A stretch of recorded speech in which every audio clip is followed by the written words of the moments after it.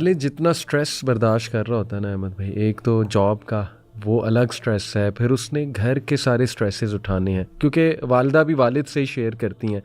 एक तो बच्चों के बिहेवियरल इश्यूज हो गए, फिर कोई वैसे कोई ज़िंदगी का सीरियस इशू चल रहा है, फिर कोई प्रॉब्लम आ गया बच्चों की लाइफ में, दे मेस्ड अप और उन्होंने अपने आप को किसी प्रॉब्लम में इन्वॉल्व कर दी। मुझे याद है, अब ज़्यादा पर्सनल बातें ज़ाहिर मैं बता नहीं सकता, मुनासिब नहीं है, लेकिन वैन एवर मुझे जहाँ तक याद आता है, जब भी I was in a serious trouble of any sort, like behavioural issue और एनीथिंग, कंप्लेंट, यूनिवर्सिटी का कोई इशू, आप यकीन करें कि माय फादर, हालांकि मेरी यूनिवर्सिटी में हम फैसलाबाद तब रहते थे, वहाँ पे सेटल्ड थे, अब्बू की जॉब वहाँ थी, तो वो all the way from Faisalabad to GIK, it is 8 to 9 hours travel.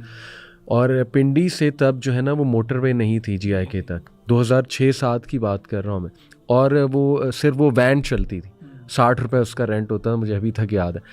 आपके तो भाई भी पड़े हुए हैं, जी जी जी। आपको तो पता होगा। तो वो उसमें बैठ के, सुभान अल्लाह, इट इज़ अनइमेजिनेबल कि एक बंदा, एक छोटा सा मसला, यानी ऐसा कोई बड़ा मसला नहीं है। मुझे जैसे याद है कि एक बार मैं बीमार हो गया, मेरा मेडिकल सेंटर में इलाज वहाँ हुआ, लेकिन मुझे हीलिंग नहीं मिली। All the way my father came और वो मुझे लेकर गए वापस, जस्ट इसलिए आए कि मुझे लेकर जाए, हालांकि I could have come with someone else.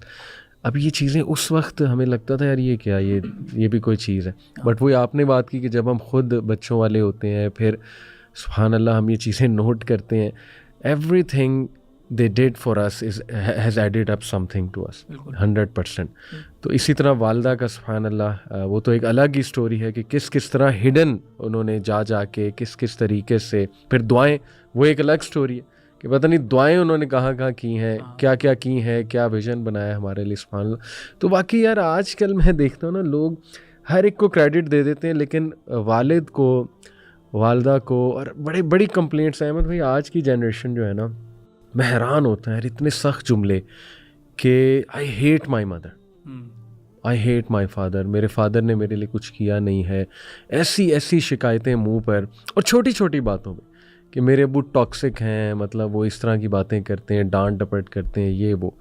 मुझे बहुत दुख होता है कि इतने हार्श जुमले, व्हाट हैज़ हैपेंड, ऐसा क्या हुआ है कि इस तरह, और दे फॉरगेट एवरीथिंग कि मेरी फ़ी कौन दे रहा है, मेरे लिए सेक्रीफाइस कौन कर रहा है, मेरे ज़िद को कौन बर्दाश्त कर रहा है, मेरी शरारतों का। आपने भी जिक्र किया था ना कि यू आर वेरी, आपकी भी शिकायतें बड़ी आती थी स्कूल से, तो उस टाइम देखें पेरेंट्स ने कैसे सब्र के साथ हमें डील किया। कोई और होता वो तो कहता कि चलते बनो यहाँ से भाई। अली भाई, मेरा जैसे मैंने कहा ना, अल्लाह ताला ने घर ऐसा दिया और घर वालों ने माहौल इस किस्म का क्रिएट किया कि मुझे हमेशा ना कुछ रेड लाइन्स हमारे लिए तय थी। उसके बाद मैंने अपने वालिद साहब को ना, मैंने अपने वालिद साहब के अंदर बड़ी क्वालिटीज़ देखी।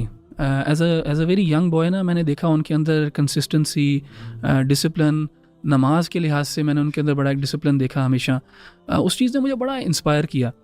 लेकिन मेरी अपनी जो तबीयत या नेचर जो है वो इस किस्म की थी कि मैं बड़ा स्ट्रॉन्ग हेडेड था, और बस जो मेरा दिल करता था मैंने वो करना होता था। जब मेरे दिल में या ज़हन में कोई बात आ गई तो मैं उस पर अड़ जाता था। तो मैंने भी ना, जैसे ये जो स्कूल ईयर्स होते हैं, ख़ास तौर पे O लेवल A लेवल में, मैंने बहुत ज़्यादा तंग किया वालिदैन को, यानी डायरेक्टली नहीं, इन द सेंस कि मैंने शरारत बहुत की।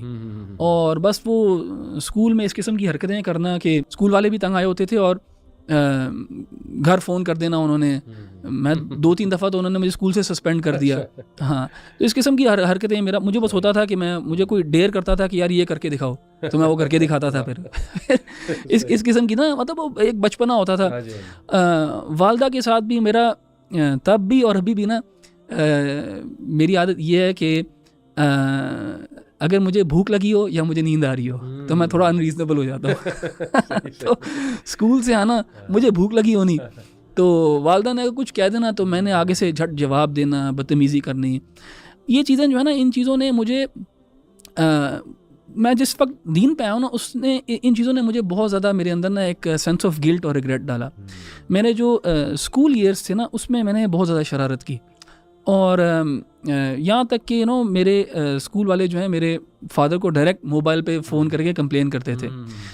एंड सारे, किसी को भी नहीं अच्छा लगेगा इस तरह, अगर उनकी ना, आप अपने प्रोफेशन में और सोसाइटी में एक रिस्पेक्टेबल आदमी हो और आपको जो है ना इस तरह टीचर्स फ़ोन करके कंप्लेन कर रहे हैं। तो मुझे उस टाइम पे भी इन चीज़ों की ना तकलीफ़ थी, और मैं जब यूनिवर्सिटी गया ना, ख़ास तौर पे जब मैं बाहर गया, तो उस वक्त मेरे अंदर ये रियलाइजेशन पहली दफ़ा आई थी कि यार अब ना ये मुझे मेरे ऊपर एतमाद करके ना मुझे भेज रहे हैं और मुझे सपोर्ट कर रहे हैं, मेरे पे एतमाद करके मुझे भेज रहे हैं। हालांकि मेरी हरकतें इस किस्म की थी कि कोई भी पेरेंट होता वो कभी भी ना भेजता अपने बच्चे को इस तरह बाहर, लेकिन उन्होंने मुझे भेजा। लेकिन मुझे इस चीज़ का बड़ा गहरा एहसास था।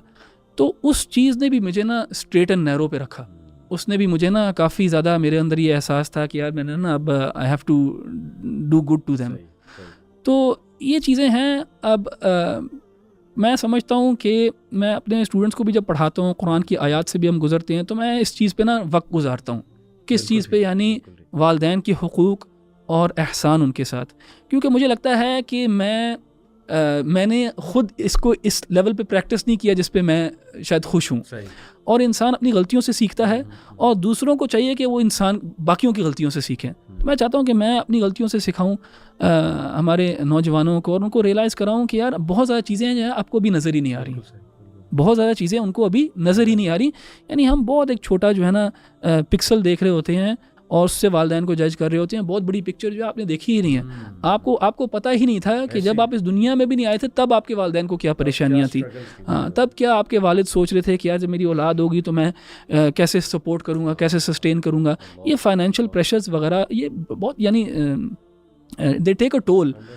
तो यानी हमें बच्चों को ना ये चीज़ें, इनको उसका पर्सपेक्टिव नहीं होता और बहुत यानी छोटी छोटी चीज़ों पर फोकस कर रहे होते हैं कि मेरे साथ क्या कर दिया, अबू ने मुझे डांट दिया तो ये मुझे टाइम नहीं देते या मुझे झिड़क देते हैं या क्या नहीं। और इसमें मैं कहता हूँ कि ठीक है, पेरेंट्स परफेक्ट नहीं होते, इसमें कोई शक नहीं है। ठीक है,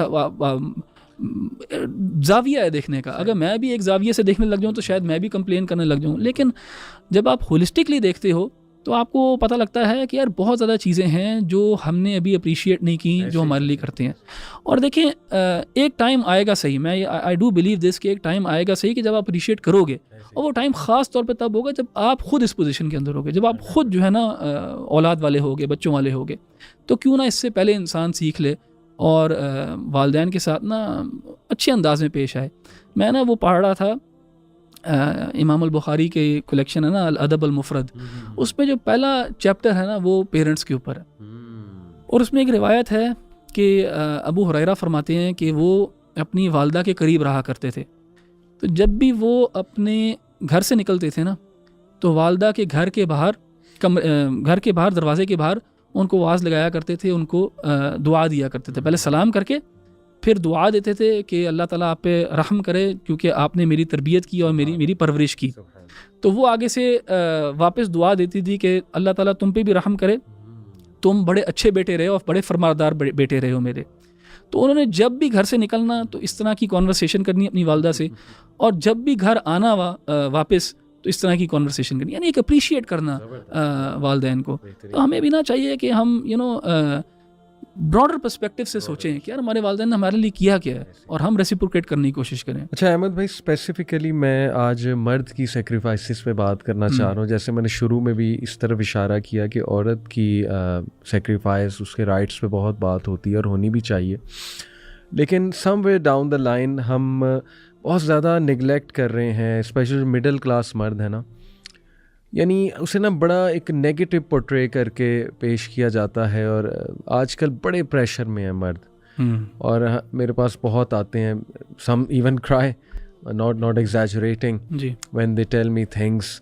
तो बड़ा प्रेशर है आज के मर्द पे ना, मतलब ब्लेम भी उसी को जा रहा है सारी चीज़ों का, फिर मेहनत भी उसी ने करनी है, इमोशंस पे कंट्रोल भी उसी ने करना है। बिकॉज आजकल हमारी अवेयरनेस ये ज़्यादा बढ़ गई ना कि वो कवाम है। तो ठीक है, कवाम तो वो है, तो इसका ये मतलब तो नहीं है ना कि वो इम्यून है हर चीज़ के लिए, स्ट्रेस के लिए भी इम्यून है, प्रॉब्लम्स के लिए भी इम्यून है, और वो फील ही नहीं करेगा, उसके कोई इमोशंस ही नहीं है।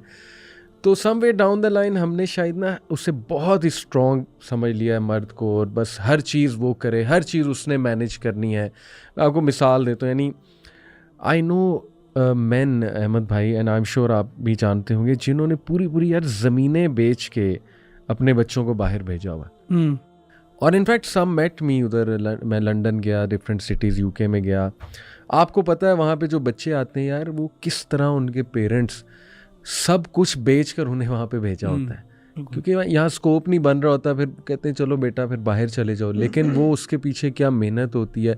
Some have sold their property, some have sold their houses और पता नहीं क्या क्या किया होता है. तो वो अगर आप उनकी लाइफ देखें ना तो अपने लिए चीज़ें नहीं खरीद रहे होते, but no one is appreciating. यानी वो जाएंगे ना तो बेगम के लिए या जाएंगे तो बच्चों के लिए पहले सोचेंगे. इस बात को कोई अप्रिशिएट नहीं कर रहा, कोई नोट नहीं कर रहा. उसके बाद हर चीज़ का फ़ौरन से ब्लेम उस पर, हर प्रॉब्लम का ब्लेम उस पर आता है. उसके बाद जो है ना उसके इमोशंस को एक्नॉलेज नहीं किया जा रहा. यानी वो स्ट्रेस में है एक बंदा, वो अब ऑफिस से आया है, वहाँ पता नहीं किसकी झिड़कें उसने सुनी है, क्या पॉलिटिक्स होती है ऑफिस में आपको भी पता है. अब वो घर आएगा तो पहले तो चले एक माहौल था कि उसको पहले काम डाउन किया जाए, उसको थोड़ा सा वेलकम किया जाए. अब इतनी ये बात हुई है कि देखें जी, your problems are your problems, office के प्रॉब्लम आपके प्रॉब्लम है. वो घर में आके जो है ना आप एटीट्यूड नहीं शो कर सकते, ठीक है, लेकिन वो बेचारा फिर कहाँ एक्सप्रेस करे, उसको कहीं पे चैन नहीं आ रहा है, थकन बहुत ज़्यादा है और lots of demands from him, lots of demands always. He is under stress कि कोई चीज़ डिमांड हो रही है. यानी आजकल ये भी बहुत है, और ठीक है होना चाहिए एक हद तक कि उसकी वो डिमांड बहुत है कि आप बहुत ज़्यादा एक्सप्रेसिव नहीं है, आप बॉन्डिंग नहीं इतनी ज़्यादा करते. अब पता नहीं उसके जहन में क्या क्या चल रहा है, क्या क्या कैलकुलेशंस चल रही हैं. लव लैंग्वेज बदल जाती है शादी के बाद.